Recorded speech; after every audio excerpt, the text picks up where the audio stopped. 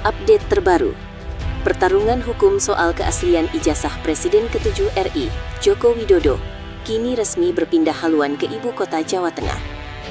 Setelah gugatan mereka dinyatakan tidak dapat diterima di kota Solo, tim hukum penggugat kini mengambil langkah berani dengan melayangkan banding ke Pengadilan Tinggi Semarang.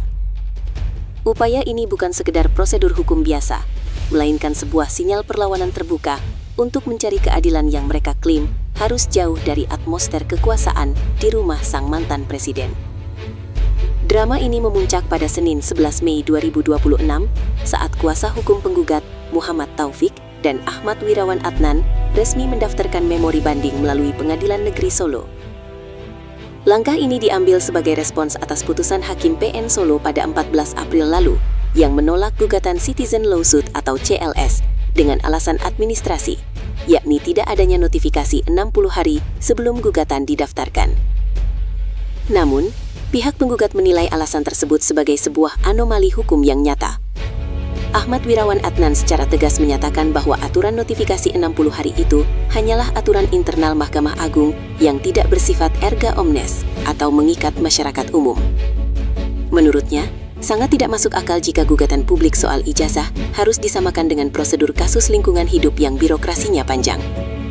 Ia pun mempertanyakan, jika memang ada cacat administrasi, mengapa sejak awal pengadilan justru menerima dan memeriksa pokok perkaranya? Kini, di medan tempur baru di Semarang, tim hukum penggugat menyiapkan strategi yang lebih tajam.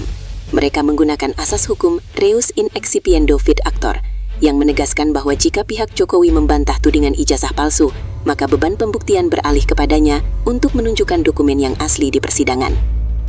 Hingga saat ini, pihak penggugat tetap pada keyakinannya bahwa posisi mereka kuat, karena hingga detik ini, ijazah asli yang menjadi perdebatan publik tersebut tidak pernah ditunjukkan secara fisik di muka hukum. Pindahnya lokasi sidang ke Semarang ini disebut-sebut sebagai upaya untuk mendapatkan putusan yang lebih independen. Di sisi lain, isu ini semakin panas karena berjalan beriringan dengan kasus pencemaran nama baik yang menjerat Roy Suryo, yang juga bersikeras menolak restoratif justice sebelum ijazah tersebut dibuktikan keasliannya. Publik kini menanti, akankah hakim di Semarang memberikan putusan yang berbeda?